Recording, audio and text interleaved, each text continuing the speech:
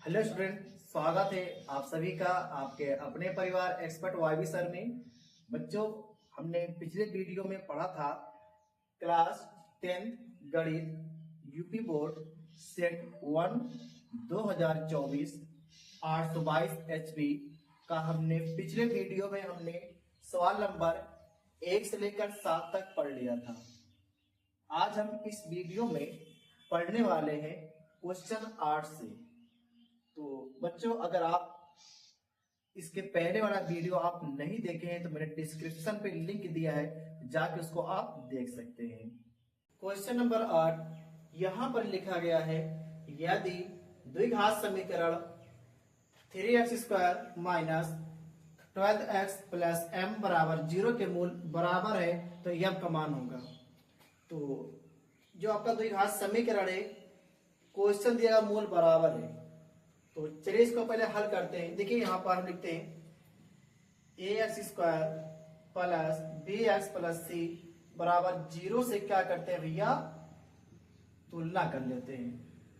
अब देखो यहां पर x² बगल 3 है, यहां x² बगल a है, मतलब x² सामने x² है तो a के सामने कितना है 3, a बराबर कितना है 3। तुलना करके a, b, c का मान निकालेंगे। अब ax के सामने ax है तो b के सामने कितना है -12, c के सामने कितना है m। अब क्वेश्चन दिया गया मूल बराबर है, मूल बराबर है तो इसका मतलब क्या हुआ, कैपिटल D बराबर 0।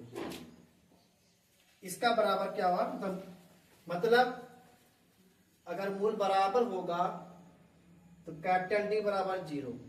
D आप जानते हैं क्या, विविध है।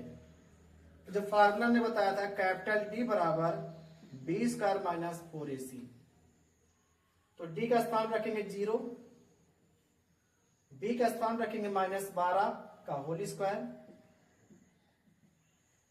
A का मान कितना है 3, C का मान कितना है m। अब देखो 4 3 12 गुणा करेंगे, 4 3 12, तो जो 12m इनका आपस में मल्टीप्लाई करें 12m, तो 12m इधर बुला लो, जब इधर आएगा तो पॉजिटिव हो जाएगा 12m। अब -12 का स्क्वायर कितना हुआ 144, 12 से काटिए 12 पर हम में 144, तो m बराबर कितना आ गया 12। ऑप्शन कौन सा मिला, ऑप्शन नंबर डी। कितना अच्छा क्वेश्चन है, इतना विस्तार से क्वेश्चन को बताया गया है। हर विद्यार्थी इसको सीखते चले और अच्छे से रिवाइज करते चले। क्वेश्चन नंबर 9 यहां पर लिखा गया है, एक समबाहु त्रिभुज ABC की भुजाएं 2a है, उसके प्रत्येक शीर्ष लंब होगा। मतलब एक समबाहु त्रिभुज है, समबाहु त्रिभुज मतलब तीनों भुजाएं बराबर, तीनों भुजाएं क्या बराबर। जैसे हम यहां पर बनाते हैं एक समबाहु त्रिभुज, इसका नाम है ABC, और यहां पर लिखा गया है उसके प्रत्येक शीर्ष लंब होगा। मतलब अगर ये शीर्ष है ना, जिससे मान लेते A शीर्ष है, अगर इस पर डालेंगे लंब एक D, ये लंब, ये समकोण त्रिभुज बन जाएगा। ये आपसे पूछा गया AD की लंबाई, ये पूछा है कि शीर्ष लंब होगा, मतलब शीर्ष लंब की लंबाई, और जबकि भुजाएं दी गई 2a, मतलब इसका तीनों जो भुजाएं हैं 2a है। अब देखो यहां से लेकर यहां तक, यहां से यहां 2a है, तो यहां से लेकर यहां तक आधा होगा, कितना हो जाएगा स्मॉल a। अब इसमें हम पाइथागोरस प्रमेय लगा के AD की लंबाई ज्ञात कर लेंगे। तो सूत्र क्या होता है पाइथागोरस प्रमेय सूत्र, कर्ण इसका क्या है, वो समकोण सामने भुजा क्या होती है, कर्ण होती है। कर्ण यहाँ पर AB है, AB का स्क्वायर, आधार क्या है BD, तो BD का स्क्वायर, प्लस लंब क्या है AD, तो AD का स्क्वायर। ये हमें AD ज्ञात करना है क्योंकि हमने शीर्ष से डाला गया लंब BC पर। अब AB का मान दिया गया 2a, BD कितना दिया गया है 1a, प्लस AD स्क्वायर, ऊपर वर्ग है, वर्ग करिए, 2 दूना 4 A स्क्वायर, A स्क्वायर इधर आएगा तो क्या हो जाएगा माइनस में AD का स्क्वायर।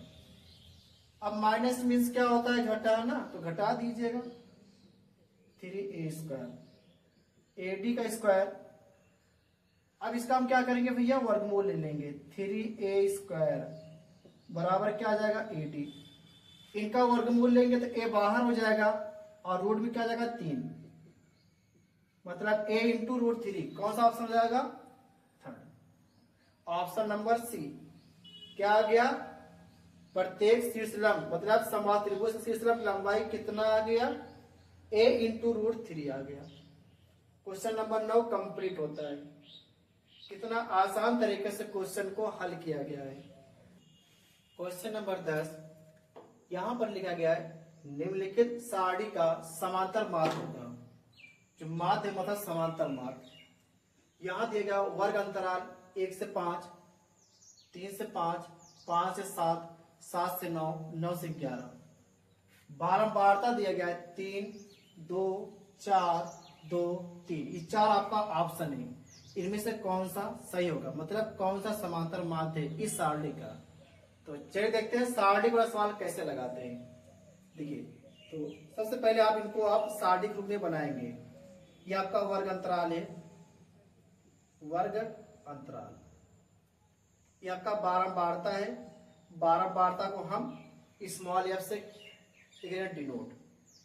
वर्ग अंतराल क्या है, इनको आप लंबवत के रूप में लिख लेंगे, 1 से 5, 3 से 5, 5 से 7 और 7 से 9 और 9 से 11। बारंबारता दिया गया 3, ये आपका 2, 4, 2, 3। अगर वर्ग अंतराल अगर आपको 1 से 5 इस रूप में दिया जाएगा तो आप निकालेंगे इन दोनों का मध्यमान। क्या निकालेंगे, मध्यमान। ये बच्चों कैसे मध्यमान निकलता है, जो 1 है इसको हम कहते हैं वर्ग अंतराल की निम्न सीमा, और जो 5 है इसको बोलते हैं वर्ग अंतराल की उच्च सीमा। इन दोनों जोड़कर आधा कर देते हैं, इन दोनों को जोड़कर आधा कर देते हैं। जैसे 5 है कितना, 6, 6 का आधा कितना हो जाएगा 3, 5 3 8, 8 का आधा कितना हो जाएगा 4, 7 5 12, 12 का आधा कितना हो जाएगा 6, 9 7 16, 16 का आधा कितना हो जाएगा 8, 11 और 9 कितना 20, 20 का आधा कितना हो जाएगा 2। ये आपका आ गया मध्यमान। अब इसको मध्यमान को हम यहाँ x से लिखते हैं डिनोट। अब f इंटू एक्स करना है, मतलब मध्यमान और बारंबारता गुणा कर देना है। क्या करेंगे, 3 त्रिक का 9, 4 दूना 8, 6 चौको 24, 8 दूना 16, 3 दहमा 30। मतलब इन दोनों को आपस में गुणा कर दिया गया है। इसको हम जोड़ेंगे, क्या लिखेंगे, इसमें क्या लिखेंगे, योग सिग्मा fx। इसका बोलते हैं समेशन अंग्रेजी में, मतलब इसका मतलब होता है योग, मतलब जोड़ना। सबको जोड़ लीजिए, 9 8 17, 17 4 21, 21 6 27। हासिल कितना हो जाएगा 2, तो 2 3 3 6 6 2 8। सिग्मा fx कितना है 87 आ गया।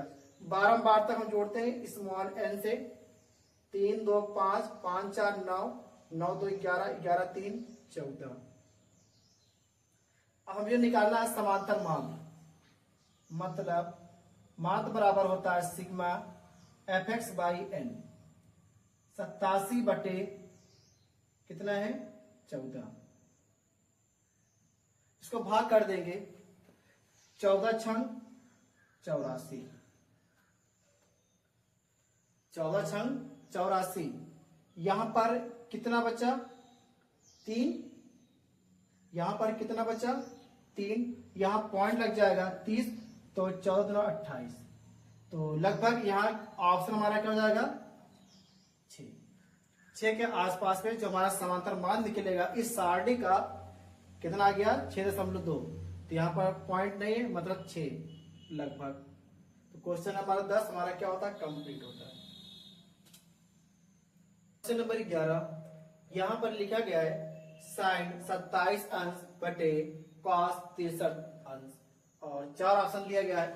पहला ऑप्शन 1, दूसरा ऑप्शन -1, तीसरा ऑप्शन 0, चौथा ऑप्शन 1/2। अब देखो यहाँ पर चाहे हम साइन को बदल ले कॉस में, चाहे हम कॉस को बदल ले साइन में, हमें एक मान को स्थिर रखना है, मतलब एक को हमें वैसे ही टू सेम रखना है। जैसे हम यहाँ साइन को बदलने वाले हैं, तो साइन को हम 90 - 63 लिख पाएंगे, और कॉस को 63। कॉस को हमने टू सेम लिखा है, जबकि साइन को हम 90 - 63 मतलब 90 में 63 घटाएंगे तो 27 आएगा। हम जानते हैं फार्मूला साइन 90 - थीटा क्या होता है कॉस थीटा। ये आपका फार्मूला होता है बच्चों, साइन 90 - थीटा बराबर कॉस थीटा, ये फार्मूला है। अगर देखा जाए तो साइन बदलेगा कॉस में, कॉस 63 अंश बटे कॉस 63 अंश, जो ऊपर लिखा हुआ नीचे भी ये आपका कैंसिल हो जाएगा, तो कितना आ जाएगा 1। ऑप्शन नंबर क्या हो जाएगा पहला, ऑप्शन नंबर पहला। क्वेश्चन नंबर 11 क्या हो गया कंप्लीट। क्वेश्चन नंबर 12 यहाँ लिखा है यदि कॉस a बराबर √3/2 है तो साइन 2a का मान होगा। इस सवाल को हम 2-3 तरीके से बताएंगे आपको, ठीक है। ध्यान समझिएगा क्वेश्चन को, कितना सिंपल तरीके से इसको हल किया जाएगा। इसे यहाँ पर लिखा है कॉस a, ये बच्चों कॉस 30 अंश का मान है। कॉस के सामने कॉस लिखा गया है, तो कैपिटल ए के सामने क्या है 30 अंश, मतलब कंपेयर कर लिया गया है। a बराबर 30 अंश, हमको चाहिए साइन 2a का मान, तो साइन 2a का मान, जबकि a बराबर हमको मिल चुका है 30 अंश, तो a का स्थान रखो 30, तो साइन 2 × 30 गुणा कर देंगे इसका हम, तो साइन 60। तो जो साइन 60 मान क्या होता है √3/2, √3/2। ऑप्शन नंबर क्या हमारे पास डी है, ऑप्शन नंबर क्या हमारे पास डी है।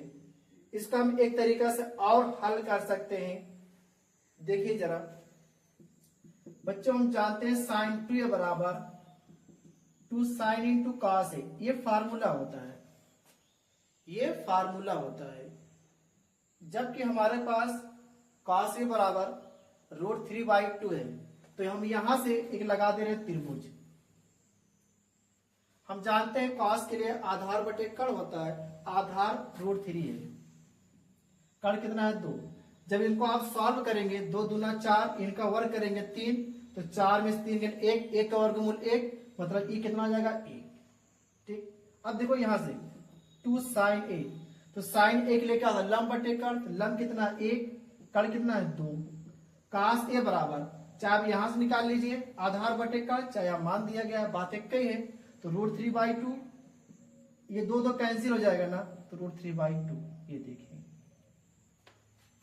सूत्र से एक तरीके से इसको हम और लगा सकते हैं। देखिए बच्चों, tan 2a बराबर 2 tan a upon 1 + tan square है। मतलब साइन 2a के 2 सूत्र होते हैं। अगर आपसे कोई पूछे tan के रूप में बताइए साइन 2a का फार्मूला, तो आप इसको बताएंगे। अगर कोई पूछेगा साइन 2a का सूत्र साइन और कास के रूप में बताइए, तो आप इसको बताना है। तो उम्मीद करते हैं आप लोग समझ गए होंगे।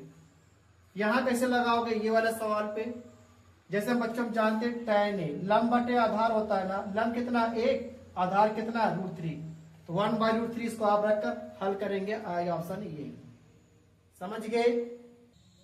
क्वेश्चन नंबर 13 यहां लिखा गया है 1 + tan स्क्वायर है बटे में 1 + cot स्क्वायर है, मतलब इसका मान पूछा गया है।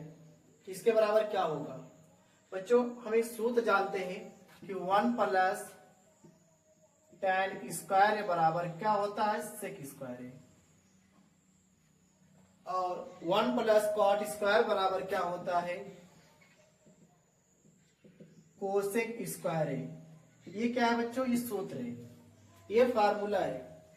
तो इनके स्थान पर क्या लिखेंगे? देखो सेक स्क्वायर है ना, इनको पुट करिए सेक स्क्वायर ए।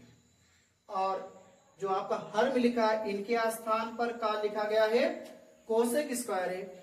हो जाएगा आपका ये कोसेक स्क्वायर है।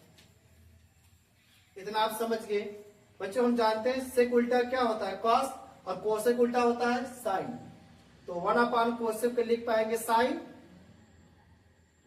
और सेक उल्टा क्या होता है? कॉस। इसको बटन कर दो कॉस। और बच्चों हम जानते हैं साइन अपान कॉस क्या होता है? tan स्क्वायर है। साइन अपान कॉस क्या होता है? tan स्क्वायर है। ये सवाल आप एक तरीके से और लगा सकते हैं, यहां से जो tan को साइन अपान कॉस तोड़कर और cot को कॉस अपान साइन को तोड़कर, ऐसे हम लेके आप कर सकते हैं। तो सबसे अच्छा तरीका हमें यही लगा। उम्मीद करते हैं आप लोग इस सवाल को समझे होंगे अच्छे तरीके से। तो ऑप्शन मिला, ये कौन सा मिलेगा? ऑप्शन नंबर हमारे पास क्या भैया? डी। ऑप्शन क्या है हमारे पास? डी है।